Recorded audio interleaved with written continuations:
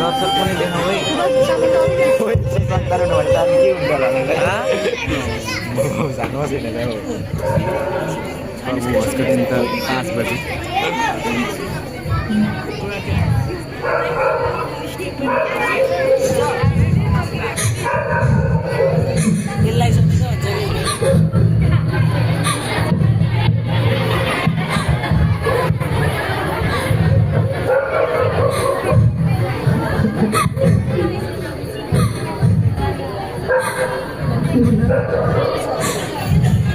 मुना मुना चिन्ता नगर मुना सबै कुरा ठिक हुनेछ किनभने हाम्रो विश्वास स्वर्गमा हुनु परमेश्वरमा छ मुना चिन्ता पनि कसरी नल्याऊ अब त तिम्रो परमेश्वरको कुरा गर्न छोडिदेऊ अब थाती भइसक्यो अब बाँकी के नै छ र त्यस्तो नभन मुना त्यस्तो नभन हाम्रो विश्वास भनेको यो संसारको लागि मात्र होइन मुना तर आत्माको लागि पनि हो कि प्रभु यीशुले भन्नुभयो यदि संसारको लागि मात्र हुँदो त त्यसको अवश्य न्याय हुनेछ यसैले मुना निराश नहो मुना दुःखी नहो मुना प्रभुले प्रतिज्ञा गर्नुभएको छ र त्यो प्रतिज्ञा पुरा पनि गर्नुहुनेछ यसकारण म उहाँलाई विश्वास गर्छु मुना हो म तिमीले भनेको कुरामा विश्वास गर्छु किन किन हाम्रो जीवनमा मात्रै यति धेरै दुःख र कष्ट छ किन हाम्रो जीवनमा मात्रै कुनै कुरा सही छैन किन खराबै खराब छ भोलि मुना मुना तिम्रो जीवनमा यस्तो हुनु पनि स्वाभाविक नै हो तर स्वर्गमा हुने परमेश्वरको पुत्र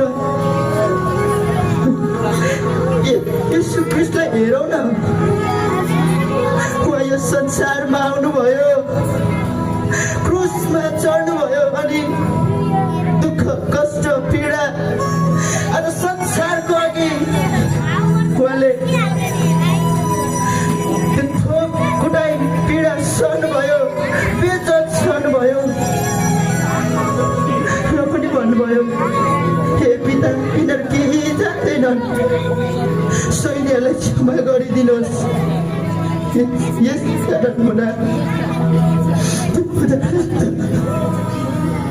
उदाहरण चाहिँ म पढ्न नसकेला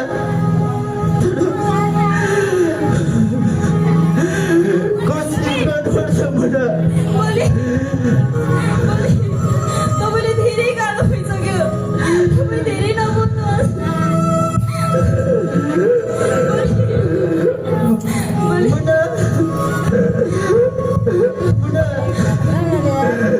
मेरो आवाज सुन्दैछौ मुना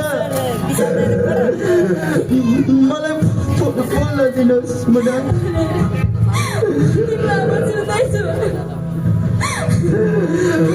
मुना मुना के तिमीलाई थाहा छ कि प्रभु येशू ख्रीष्ट मरेकै हुनु भएन नि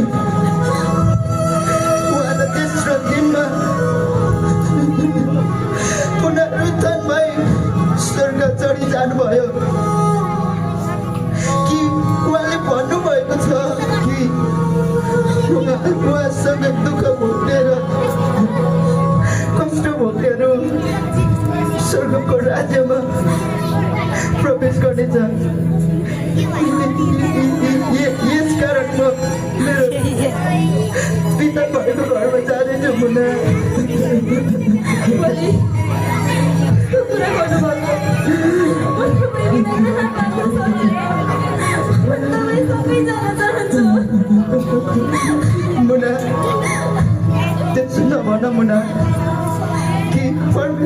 इच्छा तिम्रो जीवनमा कति छ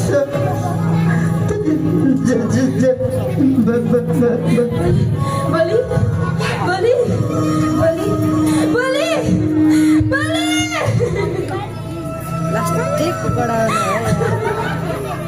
बलि यो हुन सक्दैन बलि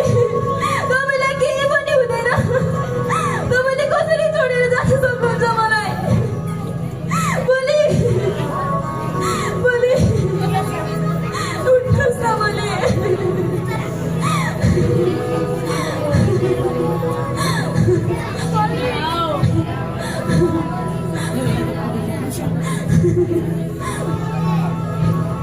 दाइ दाइ केही सहयोग गर्नुहोस् न को हो रातितिर हेर्नुहोस् न दाइ मेरो श्रीमान बिराम हुनुहुन्थ्यो मलाई एक्लै छोडेर जानुभयो केही त सहयोग गर्नुहोस् दाइ हुनु त ठिकै हो तर पर मन्त्रीज्यू पनि साह्रो साह्रो हुनुहुन्छ अरे ए यस्तो भिखारीहरूको के सहयोग गर्नु म गएँ दाइ